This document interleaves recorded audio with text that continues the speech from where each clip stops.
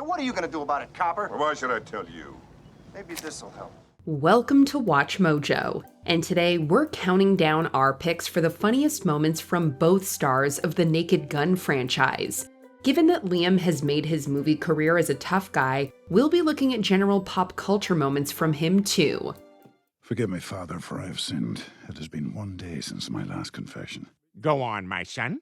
I killed 200 wolves. After the movie, I got the taste for it. Number 10. Escaping the train. Wrongfully accused. In this funny scene, Leslie Nielsen's Ryan Harrison finds himself in an unlikely situation. I'm innocent. I've been wrongfully accused. Guilt or innocent, that's not my job. It's my duty to pick up scum-sucking punks like yourself who are accused of a crime. The character ends up wrongly convicted and escaping a bus accident, but things take a turn in this comical sequence. Oh, no, a train! This parody of The Fugitive takes you into a fantastical world where trains come alive. Nielsen's hero narrowly avoids injury, although he still must outrun a locomotive. It's so absurd that it's hard not to love it. Defying all logic, this thriller spoof gleefully breaks the rules so the comedy star can get big laughs.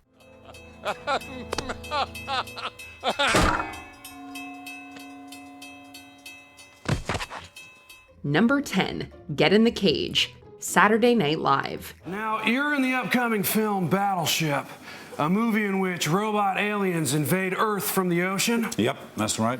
So I guess my first question is, how am I not in that movie? When it comes to deadpan delivery, Liam Neeson is unmatched, but even longtime fans weren't prepared for how hilarious he'd be going toe-to-toe with Saturday Night Live's most unhinged character. In this Weekend Update sketch, Andy Samberg reprises his role as a wide-eyed, bugged-out Nicolas Cage who interviews celebrities, only to spiral into absurd, high-octane rants. Enter Neeson, who plays it completely straight while seated next to Samberg's twitchy, eccentric impression. Earlier this year, you starred in The Grey, a movie about a man fighting off a pack of ravenous wolves with his bare hands, aka the Nick Cage story. I'm sorry, Seth, is there a question I'm supposed to ask? No, you're just kind of let him talk. It's the kind of sketch that works because Neeson doesn't wink. The contrast between Cage's chaos and Neeson's calm confusion is comedy gold, and proof that even the most intense action stars can take a joke and run with it. Careful, Nick. I have a very particular set of skills. Skills I have acquired over a very long career. Skills that make me a nightmare for people like you. Yes. Your famous monologue from the Taken trailer. Number 9. Nail Gun. Superhero movie. Leslie Nielsen plays Albert Riker in this spoof film. He is much different than Uncle Ben from the Spider-Man comics, accidentally testing his nephew with a nail gun. Oh, my God. How did you do that? It's easier than it looks. Rick shows off his fast reflexes before the uncle tries the same with Kevin Hart's Trey. The latter has a much more violent reaction to the nail, flailing around in pain as Nielsen's character doesn't bat an eye. I find that hard to believe. It's a chaotic moment with a great mix of comedic styles. The older comedian shows he can brighten up a scene with just a few lines and some choice reactions. What else can you do? Number 9. Cancel Club. Atlanta. What'd they do? What you mean? Oh, did they strangle a fan? Shag a teenager? How'd they get in? Thank you. No, you don't have to say. It's fine. It's your business. In 2019, Liam Neeson torpedoed his own reputation by admitting in an interview that, years earlier, he'd once roamed the street hoping to attack a random black man after someone close to him was assaulted, a confession he bizarrely framed as a story of personal growth. You might have heard or read about my transgression. You know, what I said about what I wanted to do to a black guy, any black guy, when I was a younger man. For a while, it looked like Neeson's career might not recover, but leave it to Donald Glover to hand him a shovel and let him dig even deeper. On Atlanta, Neeson exchanges lines with Brian Tyree Henry's paperboy about racism, guilt, and his own cancellation. Between you and me, I still with taking. Shit, man. And look, it's good to know that you don't hate black people now, you know? What? No. I can't stand a lot of you. Well, now I feel that way. Because you tried to ruin my career. The scene plays like a fever dream, bold, absurd, and packed with biting satire. Neeson's deadpan delivery makes it even funnier, somehow walking the razor's edge between apology and absurdity. But then you learn that you shouldn't say shit like that. Aye. But I also learned that the best and worst part about being white is you don't have to learn anything if you don't want to. Take it easy, paper boy. Number 8. Training. Repossessed. If you love The Exorcist, you might enjoy this cleverly titled parody. Leslie Nielsen plays Father Jedediah May-I, who prepares for another exorcism. What do you say, may I? No! By God, you may not! This involves an in-depth and comical routine, blending horror parody with a sports movie like Rocky. Nielsen gives his all as he drains a shake and boxes a chicken. It all plays out like an entertaining training montage. He even throws in the sign of the cross, but he does it as many times as possible in another silly beat. This comical salute to the William Friedkin film might not be the most sophisticated, but it does have enjoyable scenes that let Nielsen flex his comedy chops. May I? And they wonder why priests never get married. Number 8. Chief Buyers. Dairy Girls. I'd just like to ask you a few questions. Nice uniform. Thank you. Oh, you're welcome. Oh, now, Michelle. Okay, sir, I would just like to state for the tape There is no tape. that we are completely and totally innocent, and this is a horrific miscarriage of justice. The last person you expect to show up in a sitcom cold open about teenage hijinks in Northern Ireland?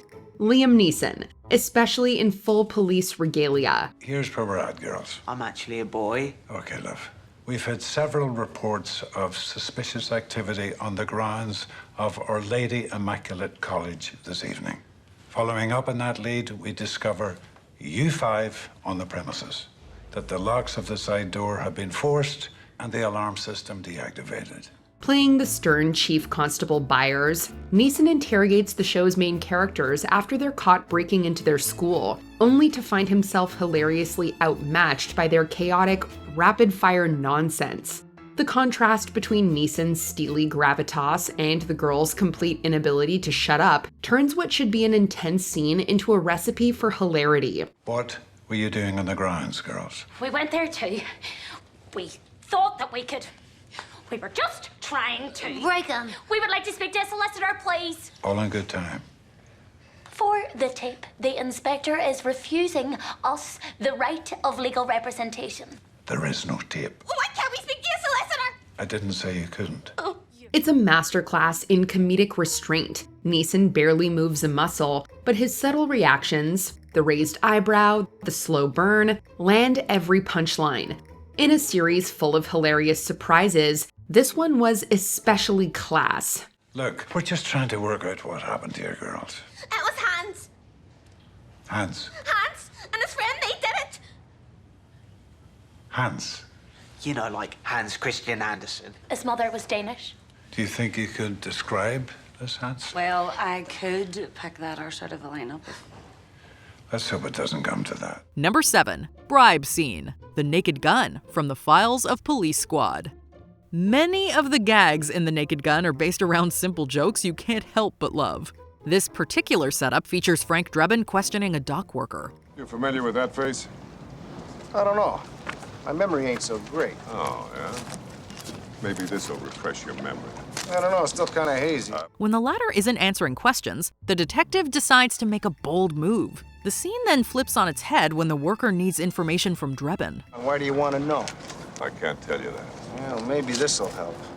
These two characters end up trading bills back and forth in a funny reversal of a typical interrogation. Nielsen's performance here really sells the silly concept in another example of his comedic talents. When the pair starts up again, they keep the routine going like a classic vaudeville team. Maybe this'll help. I still don't think I should tell you. Can you spot me at 20? How about now? All right, I'm going down to Ludwig's office. I'll find out if you're telling the truth. Number 7, Taken 4, Jimmy Kimmel Live. Two old friends. Two old friends, Leon Nelson. I don't think I've seen you since security school, right?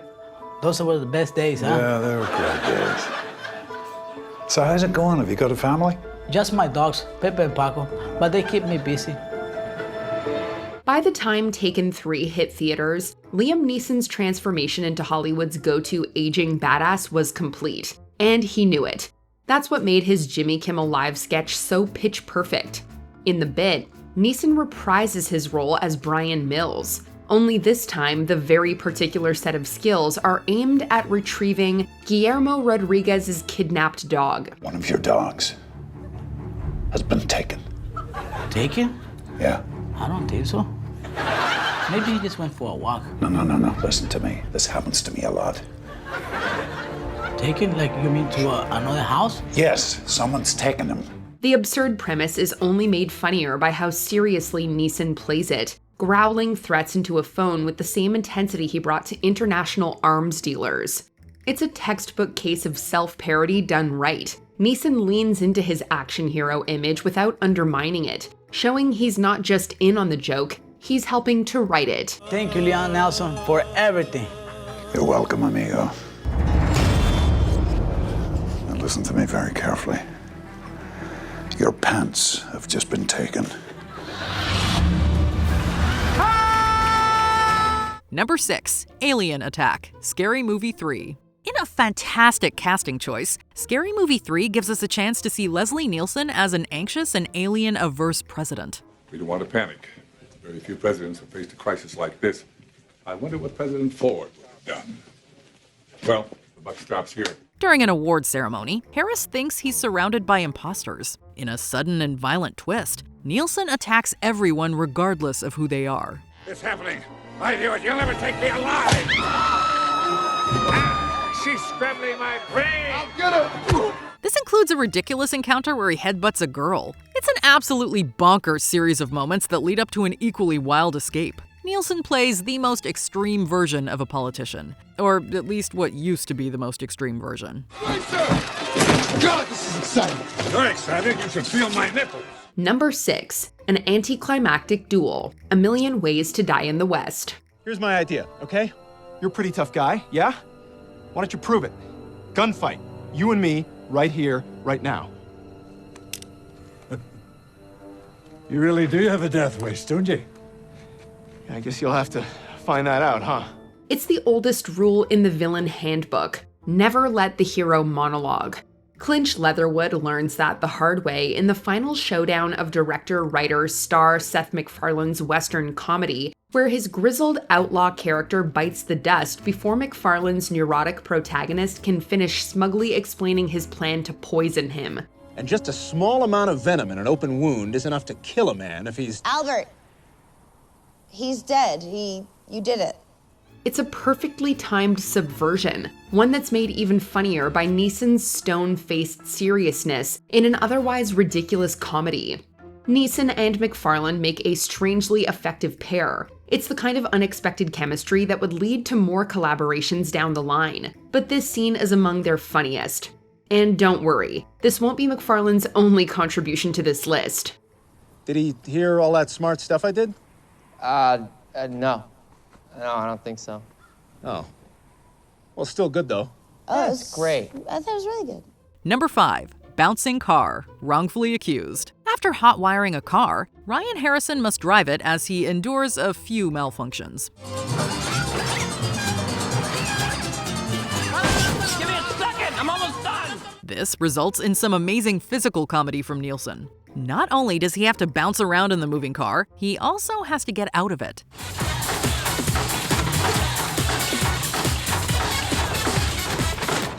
Harrison keeps going despite the bananas predicament, leading to him having more funny convulsions once he exits. It is an undeniable masterclass in goofy movements. without having to say a word. The actor levels the audience with laughter. It almost makes you forget that you're watching a parody of serious thrillers. Number 5. Liam versus Peter. Family Guy. Who are these two idiots? Three idiots. Big fan. And what's up with Liam Neeson? You said you kicked his ass. Look, you guys, I lied about that. What? I acted like such a big man, and I didn't want to admit I was a coward. I was too scared to fight Liam Neeson. That's why he's my big fat houseboy now. In Fighting Irish, Peter Griffin drunkenly boasts that he could take Neeson in a fight, only to immediately backpedal when the real Neeson shows up in Quahog.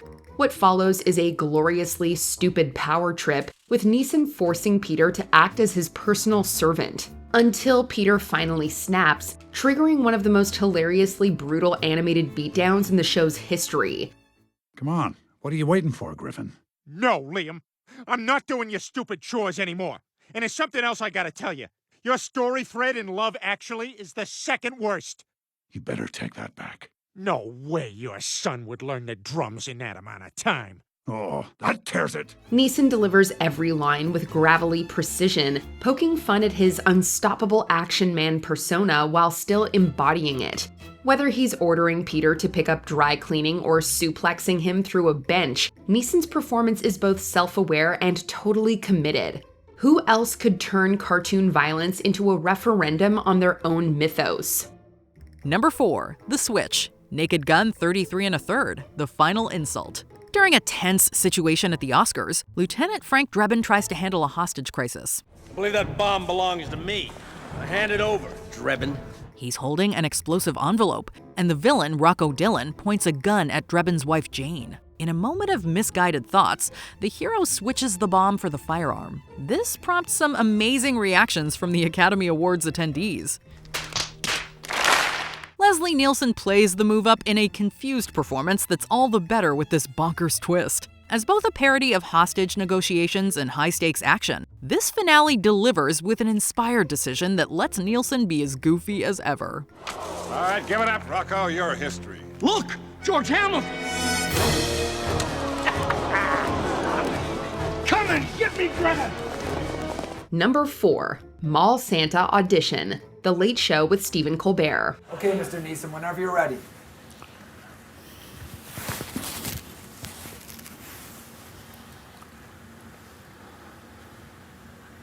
I see you when you're sleeping. I know when you're awake. Okay, that's good. Let's try it again, maybe a little more jolly. Think Santa. If you've ever wondered what it would look like if Taken's Brian Mills threatened children into believing in Christmas, look no further. In what's easily the funniest installment of this holiday-themed sketch trilogy on The Late Show with Stephen Colbert, alongside equally absurd auditions to play Cupid and the Easter Bunny, Liam Neeson throws his hat in the ring to play a mall Santa, and immediately goes off the rails. I see you when you're sleeping. I know when you're awake.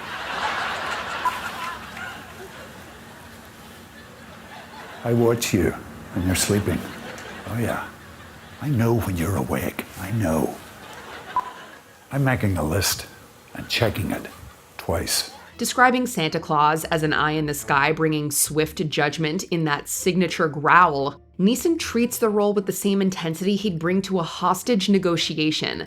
It's a masterclass in committed absurdity, and proof that no one plays unintentionally terrifying holiday icon quite like Liam Neeson. Let me tell you something about that reindeer that ran over Grandma. I will look for him. I will find him. And I will kill him.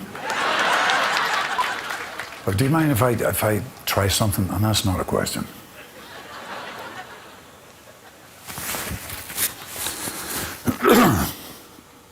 Okay.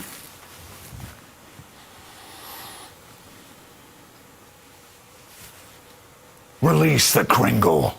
Number 3. Close Quarters Combat. The Naked Gun 2.5. The Smell of Fear. Most movie gunfights try to be slick, stylish, and as violent as possible. Frank, over there! Take cover! This particular one lets Leslie Nielsen's Frank Drebin do the exact opposite. The Naked Gun 2.5 features a shootout where the lieutenant fires at assailants despite their short distance away.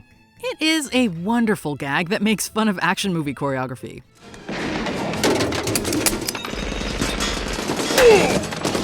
Nielsen sells the urgency of the moment, but he also gives you the sense that his cop character is super inept. He manages to survive the ordeal, but still leaves us chuckling by fumbling his way through this set piece.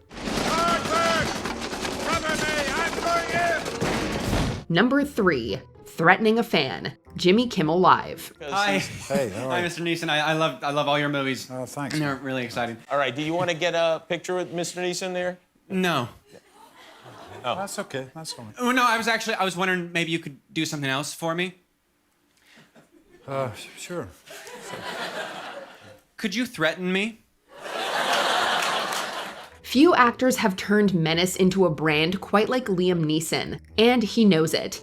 Here, Neeson dials up his signature intensity to terrifying and hilarious effect as he practices threatening a fan with all the calm rage of a seasoned action star. He growls threats about taking the poor guy's life with the same conviction he'd bring to tracking down kidnappers, and that dead serious delivery is totally unsparing. What's your name? Matthew. Matthew. Okay. Do you mind? Can you turn the lights down, guys, or off? Or Yeah, something? definitely. Yeah. Oh, yeah, spotlight. I like that. Okay. I want you to listen very carefully, Matthew. Before this night's over, I will kill you. Neeson doesn't simply spoof his image here. He sharpens it, reminding us that much of his enduring appeal lies in how convincingly he plays the world's scariest dad. We really hope that Liam was joking, or Matthew is in a world of trouble. You will wiggle and beg and pray for the gift of death. Eventually, I will give you that gift. But when you wake up in hell, you won't find peace. You know why, Matthew?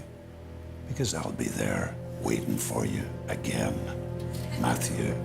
Number 2. Leaving the microphone on. The Naked Gun from the Files of Police Squad.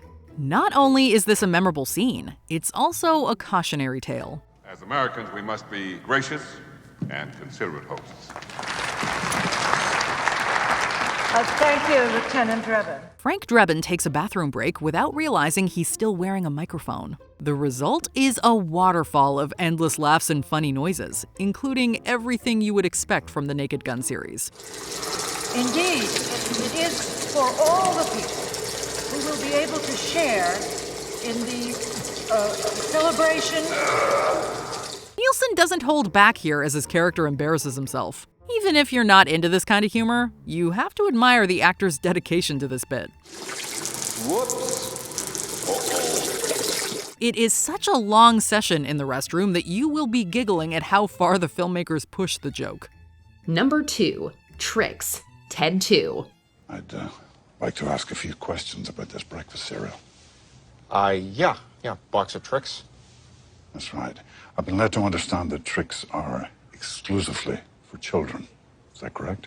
Channeling the same icy demeanor that made Taken iconic, Neeson approaches a grocery store checkout counter with a box of Trix cereal and a very serious question. Is it true that Trix are exclusively for children? What follows is a hilariously tense exchange in which Neeson stares Ted down like he's about to interrogate a war criminal, all over a sugary breakfast treat. Well, I mean, they say Trix are for kids in the commercials. And is that enforced by law? Not to my knowledge, no.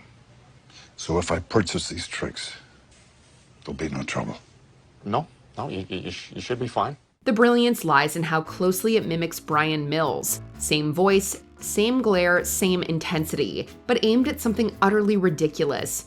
The bit ends with him slinking away with the cereal in hand, warning that there will be consequences if he was lied to.